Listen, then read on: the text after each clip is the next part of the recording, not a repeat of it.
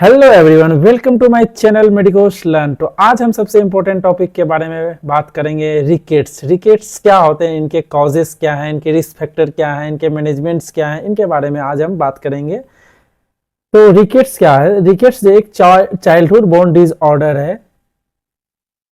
Childhood bone disorder है जिसमें ये काउज किसके कारण होता है? Deficiency of vitamin D, calcium and phosphorus की कमी के कारण। जो हमारे रिकेट्स है ये हमें चिल्ड्रंस में देखने को मिलता है। किसके कमी के कारण? विटामिन डी के कमी के कारण, कैल्शियम के कमी के कारण और फास्फोर्ड के कमी, deficiency of vitamin D, calcium and phosphorus के कारण। जब हम ये एडल्ट में देखेंगे, एडल्ट में तो हम इस डिजीज को क्या बोलते हैं? ऑस्टोमलेशिया। और जो ये हमें देखने रिकेट्स जो देखने को मिलता है हमें चिल्ड्रन में 3 to 6 ईयर एज के बच्चों में देखने को मिलता है। ज़्यादातर जो हमारा केस है रिकेट्स का देखने को मिलता है। ये हमारा जो जितने भी विटामिन डी, कैल्शियम और फास्फोर्ड है ये हमारे बोन के लिए बहुत इसेंशियल्स है। अगर जब हम ये इस चीज़ का विटामिन डी, कैल्शियम और फास्फोर्ड बोन जब कमी हो जाए तो बोन हमारा क्या होता है? बोन बिकम ए सॉफ्ट हो जाता है, वीक हो जाता है और डिफॉर्मिटी होने लगता है बोन में, और फ्रैक्चर होने का चांस क्या होता है? ज़्यादा हो जाता है। किसमें? बोन में। रिकेट्स क्या है? हमारा एक बोन डिजीज है जिसमें हमारा अगर जब विटामिन डी, कैल्शियम, फास्फोर्ड अगर जब कमी हो जाए तो उसके कारण क्या होता है? बोन हमारा सॉफ्ट हो जाता है और वीक हो जाता है, डिफॉर्मिटी बहुत सारे हो जाते हैं, जैसे जीनूबेरम, जैसे आप ये देख सकते हो, ये जीनूबेरम ये बच्चों में देख सकते हो, देखने को मिल रहा है जीनूबेरम, जीनूबेलगम देखने को मिलता है।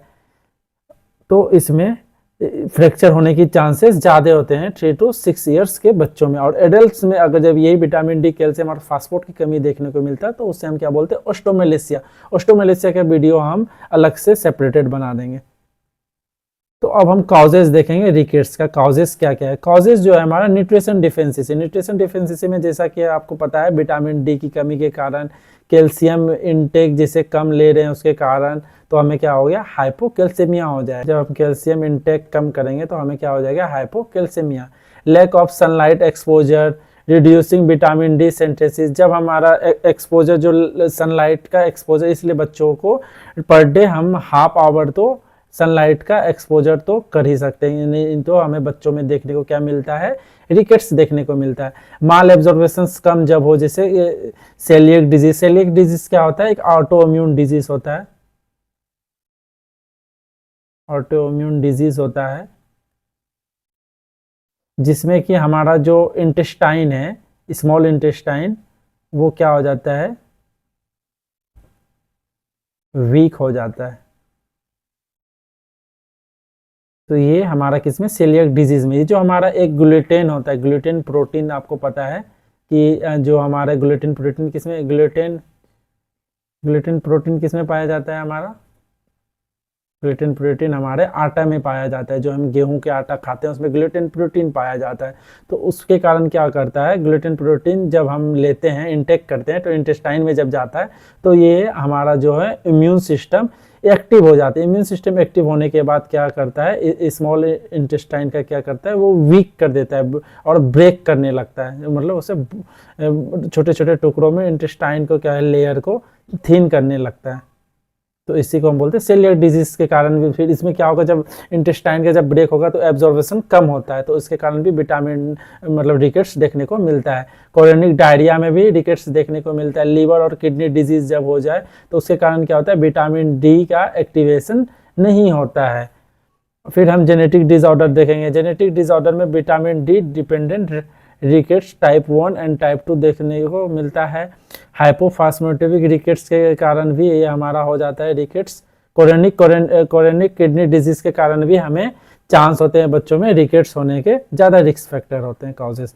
अब हम रिस्क फैक्टर देखेंगे कि बच्चों में जो हमारा ये जो रिकेट्स हो रहे हैं वो किन किन रिस्क फैक्टरों के कारण हो रहे हैं। डार्क स्किन जिन बच्चों का ज़्यादा हो तो उसमें क्या होता है? Reduce synthesis of vitamin D from the sunlight. जो हमारा सनलाइट से विटामिन डी एब्जॉर्बेशन होता है डार्क स्किन का, वो कम होता है।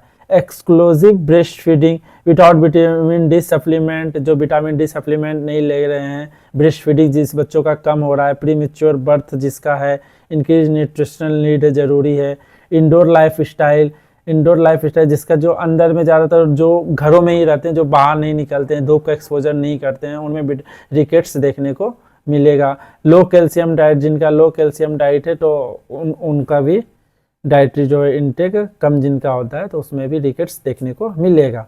अब इसका रिकेट्स का डेवलप हम देखेंगे, हाउ टू रिकेट्स डेवलप, ये डेवलप कैसे होता है। विटामिन डी जब डिफिशिएंसी हो रहा है तो low vitamin D prevent proper calcium phosphate absorption from the intestine. जब हमारा विटामिन डी क्या होगा, कम होगा, तो हमारा जो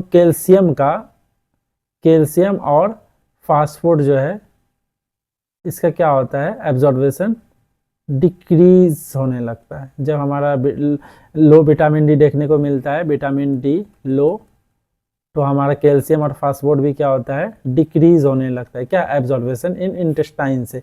मिनरल डिप्लेशन देखने, जब हमारा मिनरल डिप्लेशन होता है तो decrease calcium and phosphate level in blood stream. Blood stream में हमारा क्या है, कैल्शियम और फास्फोरेट लेवल जब इंटेस्टाइन से एब्जॉर्ब नहीं होगा तो हमारा ब्लड में ऑटोमेटिक क्या होगा, कैल्शियम और फास्फोरेट लेवल क्या होगा, डिक्रीज हो जाएगा। तो यहाँ पे हमारा हाइपोकैल्सेमिया हो जाएगा, हाइपोकैल्सेमिया। तो हमें फिर रिकेट्स देखने को मिलेगा।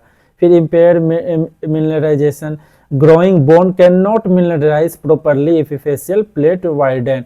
फेशियल प्लेट हमारा क्या होता है, वो वाइडन हो जाता है, क्योंकि हमारा जो है ग्रोइंग बोन है वो जो है प्रॉपर उनको क्या है, कैल्शियम नहीं मिल पा रहा है, विटामिन डी नहीं मिल पा रहा है। बोन डिफॉर्मिटी देखने को फिर मिलने लगता है, बोन बिकम ए सॉफ्ट हो जाता है, वीक हो जाता है, लीडिंग द डिफॉर्मिटी। जब हमारा बोन सॉफ्ट हो जाएगा, वीक हो जाएगा तो बहुत सारे डिफॉर्मिटी देखने को मिलते हैं और हमारा बोन क्या है, फ्रैक्चर होने के चांसेस बढ़ जाते हैं, increase of fracture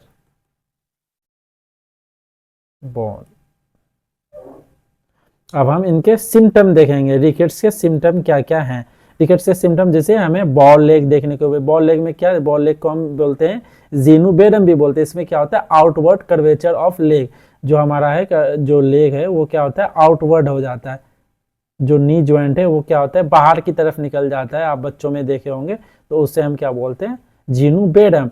knock knee देखने को मिलता है, नॉक नी में क्या होता है, जीनोबेलगम उसको बोलते हैं, इनवर्ट्स कर्वेचर ऑफ नी। तो उसमें क्या होता है, हमारा जो नी होता है अंदर की ओर आ जाता है, ये जैसे नी जॉइंट है तो ये अंदर की ओर देखने को मिलता है, तो उससे हम क्या बोलते हैं, जीनोबेलगम। जीनोबेलगम और नॉक नी ये भी देखने को मिलता है। ज्वाइंट स्वेलिंग देखने को मिलता है, जो हमारा बच्चों में रिस्ट होता है, रिस्ट के जो हमारा डिस्टल पार्ट होता है वो क्या होता है, वाइड हो जाता है। जो हमारा ये डिस्टल पार्ट है बच्चों में क्या वाइड हो जाता है, ये दोनों distal part of wrist. Ankle भी हमारा जो क्या होता है, एंकल भी क्या, हमारा एंकल जो है हमारा पैर का एंकल, तो वहाँ पे क्या है, वाइड देखने को मिलता है। यहाँ पे भी हमें ये सिम्टम और स्वेलिंग देखने को मिलेगा, कहाँ पे, रिस्ट के डिस्टल पार्ट में और हमारा जो है लेग के डिस्टल पार्ट ऑफ एंकल के पास।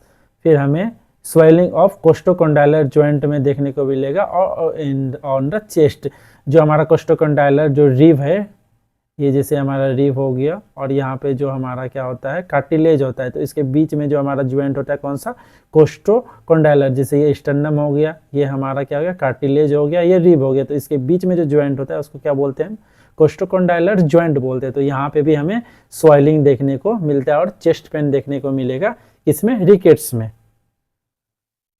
अब एडिशनल क्लिनिकल फीचर्स देखेंगे, स्केलेटन चेंज होता है, हमारा जो डिलेट क्लोजर फ्रंटेला, फ्रंटेला जो ये जो बोन है हमारा फ्रंटेला, ये क्या होता है, हमारा वाइड देखने को मिलता है बच्चों में। और फिर सॉफ्ट स्कल बोन, जो हमारा स्कल बोन होता है वो यहाँ पे ये सॉफ्ट हो जाता है। और स्पाइनल डिफॉर्मिटी देखने को मिलता है, स्कोलेरिसिस एंड स्काइफोसिस, हमारा जो ये डिजीज होता है हमारे किसका, वर्टिब्रा का ये डिजीज होता है। तो इसमें क्या हो जाता है, स्पाइनल कॉर्ड देखने को मिलता है, हमारी डिफॉर्मिटी जो है वर्टिब्रा क्या हो जाता है, स्कोलेरिसिस एंड कैपोसिस हो जाता है। ये दोनों हम इस पे अलग से टॉपिक बना देंगे, स्कोलेरिसिस क्या होता है एंड कैपोसिस क्या होता है। ये मोस्ट इंपॉर्टेंट टॉपिक है हमारे एग्जाम ऑफ व्यू से, कौन सा, स्कोलेरिसिस एंड कैपोसिस। जनरल सिम्टम क्या क्या देखने को मिलता है, delayed growth and development, delayed growth होगा और डेवलपमेंट भी क्या होगा, डिलेड होगा। बोन पेन देखने को मिलता है, मसल्स वीकनेस देखने को मिलता है, और हमारा फ्रीक्वेंट फ्रैक्चर्स देखने को मिलता है। डेंटल प्रॉब्लम होगा, डेंटल प्रॉब्लम में क्या होता है, हमारा टीथ जो होता है डिलेड होता है, इनेमल डिफेक्ट होने देखने को मिलता है, टीथ जो है लेट से आएगा। अब केमिकल फाइंडिंग देखेंगे। बायोकेमिकल में हम क्या क्या इसमें टेस्ट कर सकते हैं। कैल्शियम का टेस्ट करेंगे जिसमें हमें decrease serum of calcium level देखने को मिलता है। फास्फोट का टेस्ट करते हैं, फास्फोट एल्काइन टेस्ट होता है तो उसमें डिक्रीज सीरम फास्फोट लेवल देखने को मिलेगा। एएलपी टेस्ट करते हैं, एएलपी टेस्ट में क्या होता है,